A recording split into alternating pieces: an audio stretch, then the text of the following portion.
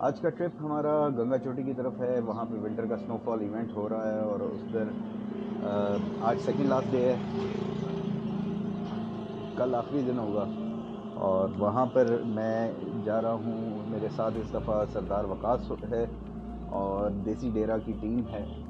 आज के व्लॉग में अब ने ज्वाइन कर लिया है देसी डेरा टीम को, और बाकी जितने भाई हैं सारे हम जा रहे हैं गंगा चोटी और लसाना की तरफ। तो इनसे थोड़ा थोड़ा सा इंट्रोडक्शन कर लेते हैं क्योंकि मेरी भी पहली मीटिंग है। सर, आपका क्या नाम है? यासिर खुर्शीद साहब, आप कहाँ से हैं सर? जिंदाबाद जनाब। सर मेरा नाम है, मेरा और मैं मैनचेस्टर से बिलोंग करता हूँ। अच्छा, जिंदाबाद। देसी डेरा लखनऊ के सब बचपन की पूरी टीम के साथ आज हम फिर रहे यहाँ से गंगा चोटी की तरफ करना और अच्छा, ज़बरदस्त। और आप सर? सरदार इरफान फ्रॉम बावलाकोट और यहीं पे सेटलमेंट टाउन में इस्लामाबाद में। अच्छा, और देसी डेरा की लोकेशन कश्मीर के साथ मार्केट है गंगा चोटी बावलाकोट। जिंदाबाद। अस्सलाम वालेकुम, मैं सरदार के साथ एयरपोर्ट ऑथोरिटी रावलपिंडी और बावलाकोट से मेरा ताल्लुक है। जिंदाबाद जिंदाबाद। ये पीछे भी भाई जो बैठे हैं उनका भी आप करें।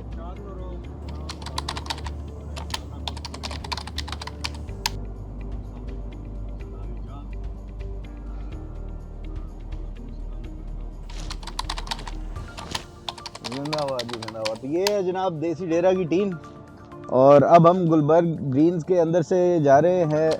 और नेक्स्ट स्टॉप हमारा कहाँ पे होगा जी? कहाँ पे? आज़ाद पतन से आगे जनाब।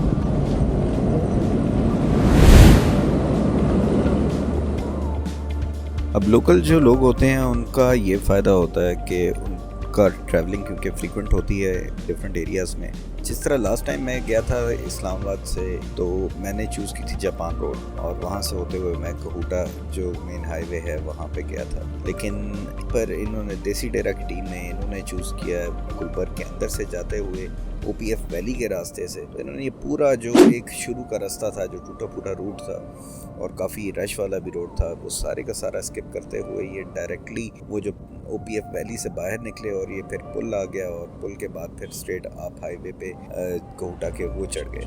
ये बड़ा ज़बरदस्त एक शॉर्टकट सा था और अच्छा रास्ता था जो ऑब्वियसली मुझे नहीं पता था। और आई एम श्योर कि जो लोग देखते हैं मुसाफिर ब्लॉग अब उनको भी ये चीज़ पता चल गई होगी कि ये एक बेहतर ऑप्शन है।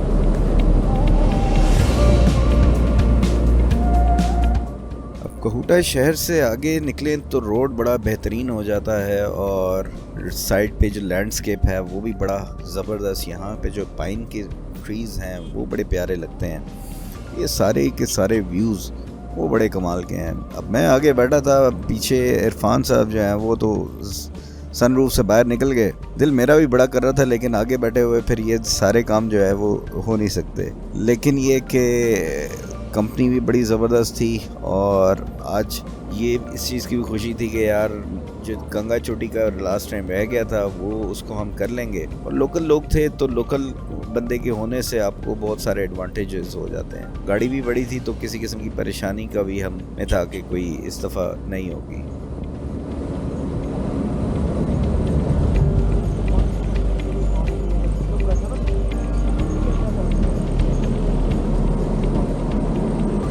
चलते चलते हम डैम के उस एरिया में आ गए जहाँ पे एक बहुत शानदार किस्म का पुल बना हुआ है कुछ गाँवों के लिए। और लास्ट टाइम मैं जब यहाँ से गुजरा था तो यहाँ पे रुक के मैंने कुछ पिक्चर्स वगैरह ली थी, तो उसी एरिया में हम रुके। लेकिन लास्ट टाइम जब यहाँ पे पानी का जो रंग था वो बड़ा ज़बरदस्त और फिरोज़ी किस्म का पानी था। लेकिन इस दफ़ा पानी गंदा गंदा, जिस तरह बारिश हुई होती है और मैला मैला सा पानी होता है मट्टी वाला, तो इस तरह का पानी था इस दफ़ा। कश्मीरी ज़बान ज़ाहिर तो आपको समझ लग रही होती है क्योंकि काफ़ी सारे वर्ड्स इसमें वही उर्दू पंजाबी के चल रहे होते हैं जो रूटीन में होते हैं। लेकिन थोड़ा सा इसमें होता है कि पोटोहारी का टच आता है, वो भी है बीच में, तो थोड़ी सी इलाकाई टच आ जाता है जिसकी वजह से समझना कुछ थोड़ा सा मुश्किल होता है। बहरहाल ये सारे भाइयों ने मिलके मेरे साथ वो जो पठान करते हैं अक्सर के कहीं पे आपकी पठान ग्रुप में चले जाओ तो उन्होंने तो पश्तो बोलना शुरू कर देना होता है और वो अपनी अलग दुनिया बना के बैठ जाते हैं। तो यहाँ पे भी यही वाला हाल हो रहा था कि ये सारे कश्मीरी में लगे हुए थे और कोशिश कर रहा था मैं कि साथ में जहाँ तक पकड़ा जाए वो पकड़ लिया जाए और पार्टिसिपेट करें इन द डिस्कशन। लेकिन फिर बात वही है कि डिफरेंट लैंग्वेज के साथ फिर आपके हाथ थोड़े से बंधे होते हैं।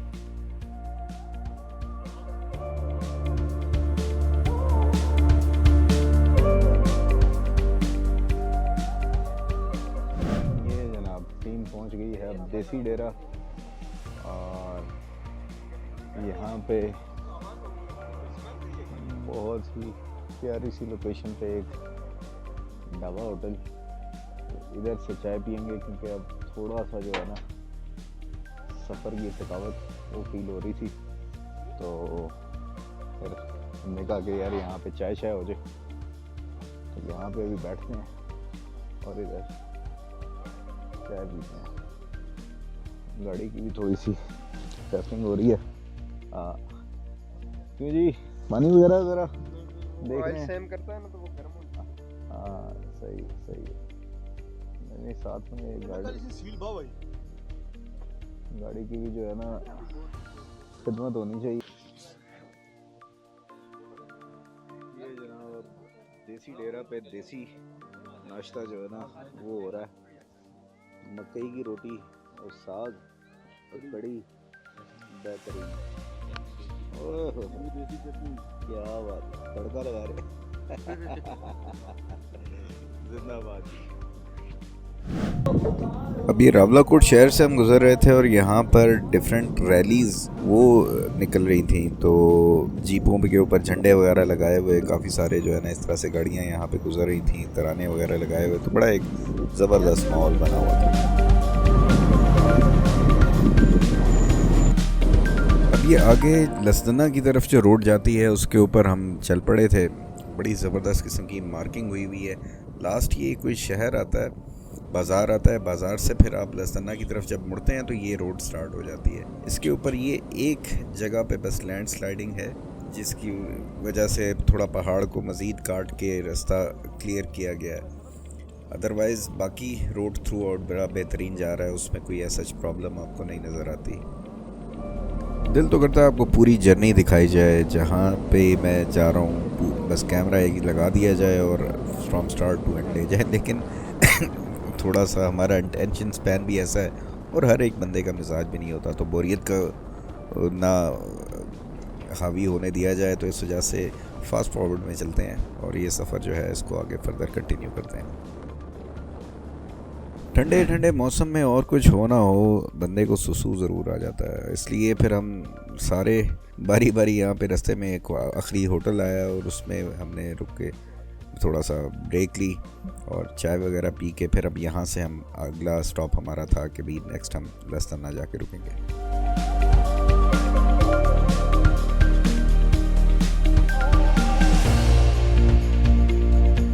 अब यहाँ से हम जितना भी आगे जाते जा रहे थे उतना ही ज़्यादा बर्फ़ भी बढ़ती जा रही थी और सीन जो लैंडस्केप है वो और भी ज़्यादा खूबसूरत होता जा रहा था। अब गाड़ी से बाहर जो निकले हुए थे वो सारे इस लैंडस्केप को तो ज़्यादा एंजॉय कर रहे थे, लेकिन बाहर ठंड अच्छी खासी हो गई थी।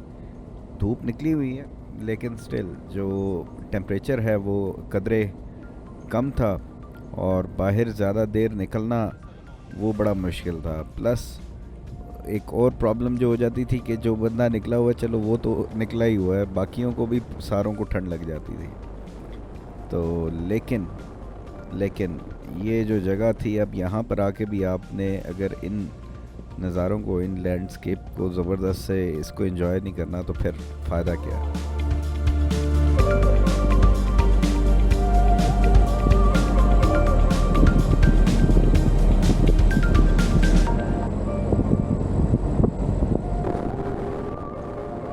उम्मीद करता हूँ कि आप ये लसदना का सफ़र एंजॉय कर रहे होंगे और जिस तरीके से ये रोड जा रहा है और लेफ़्ट राइट हमारे जिस तरह से दरख्त हैं और बर्फ़ है, ये सारा कुछ तो बहुत ही ज़बरदस्त मज़ा आ रहा होता है। सिर्फ एक जो डिफरेंस मेरे ख्याल से है जो आप लोग नहीं फील कर पा रहे वो ठंड है, तो अदरवाइज़ तो चीज़ें आप सारी देख रहे हैं। बहरहाल जो एक चीज़ मैंने फ़ील की वो था यहाँ पे जो ये आज़ाद कश्मीर के जो देसी डेरा की टीम है और ओवरऑल वहाँ के लोगों का प्यार अपने परचम को लेके। और क्योंकि जहाँ भी ऐसा कोई लैंडस्केप आता था, मौका आता था, तो उनकी कोशिश होती थी कि यार वो बाहर निकल के इस फ्लैग को लहराएं और इससे अपनी मोहब्बत जो है उसको एक्सप्रेस करें।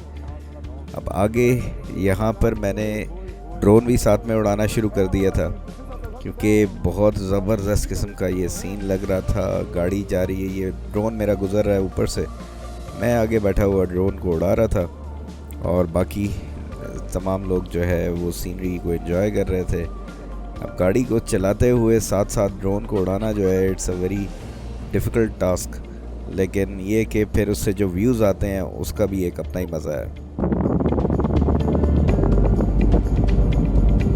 गाड़ियाँ, स्पेशली बड़ी गाड़ियाँ जो हैं, ये इनका यहाँ पे ड्राइव करना और स्पेशली नीचे जो उतरने का वो है सीन, वो बड़ा मुश्किल है।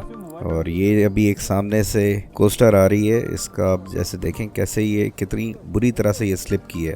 तो इस तरीके से यहाँ पे गाड़ियाँ वो स्लिप कर रही थी। बस अल्लाह ताला से दुआ है कि जितने लोग यहाँ पे जाते हैं इन एरियाज़ में, वो खैर खैरियत से जाएं और खैर खैरियत से वापस आएँ, क्योंकि एक अच्छे मकसद के लिए वो जाते हैं, थोड़ा एंजॉय करने के लिए, रिलैक्स होने के लिए। लेकिन कोई ऐसी परेशानी बन जाए तो उससे अल्लाह ताला बचाए।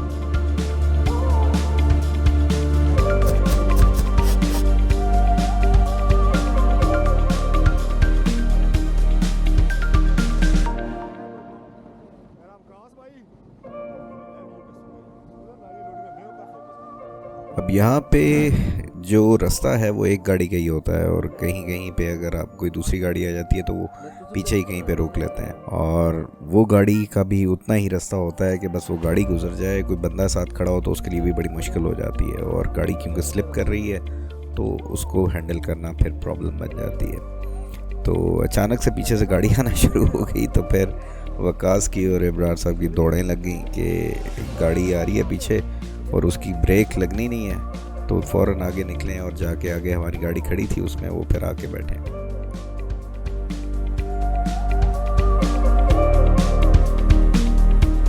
जहाँ पर इतनी बर्फ़ देख के गाड़ियों के जो ड्राइव कर रहे हैं और उनके हालात देख के डर लगता है, वहीं पे कई शहज़ादे बाइक्स पे आए हुए थे। लोकल तो चलो बाइक पे मूव कर लेते हैं, वो they are used to it, लेकिन एक दो बाइकर्स इस्लामाबाद से आए हुए थे गंगा चोटी के इवेंट के लिए। वो भी पहले आज से दसदना आए थे, वहाँ पे हमें टॉप पे होटल मिले। तो बाइक्स पे भी आया जा सकता है, लेकिन उसके लिए you have to be very skilled और बहुत ही एहतियात। दोनों चीज़ें अगर आपको आती हैं तो लोग आते हैं, ऐसा नहीं है कि नहीं।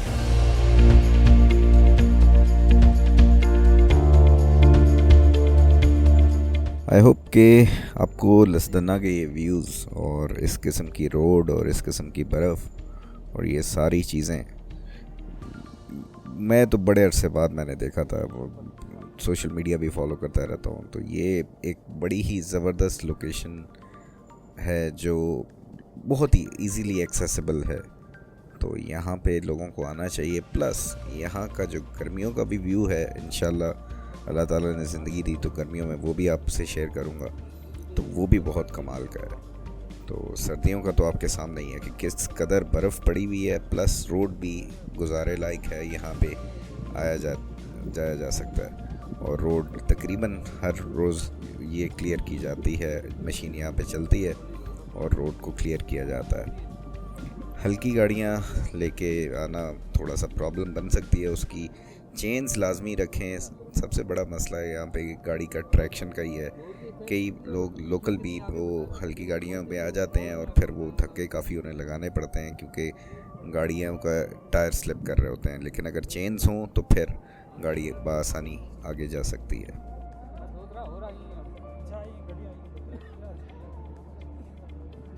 लसदना एक ऐसी लोकेशन बनती जा रही है कि जहाँ पर मैं 2 दफ़ा गया हूँ और दोनों दफ़ा मेरे साथ कोई ना कोई मिसहैप हुआ है। जिस तरह पहली बार मैं गया था तो वहाँ पे मैं फंस गया था तूफ़ान में, और दूसरी दफ़ा मेरा ड्रोन वहाँ पे गिर गया था। तो ये भी यानी कि प्रॉब्लम हुई थी, जिसकी वजह से फिर बहुत ज़्यादा आगे आपको पूरा टॉप के व्यूज़ वगैरह वो सारी चीज़ें नहीं दिखा सका। लेकिन खैर वो भी एक बहुत ही सीन हुआ था, वो मैं नेक्स्ट व्लॉग में आपसे शेयर करूँगा। उसमें बहुत सारी टिप्स भी हैं ड्रोन फ्लायर्स के लिए कि अगर आपका ड्रोन कहीं पे गिर जाता है, गुम जाता है, तो कैसे आप उसको लोकेट कर सकते हैं। वो सारी चीज़ें मैं आपसे शेयर करूँगा नेक्स्ट व्लॉग में। अगले व्लॉग में फिर मुलाकात होगी। अपना ख्याल रखिएगा। अल्लाह हाफ़िज़। पाकिस्तान जिंदाबाद।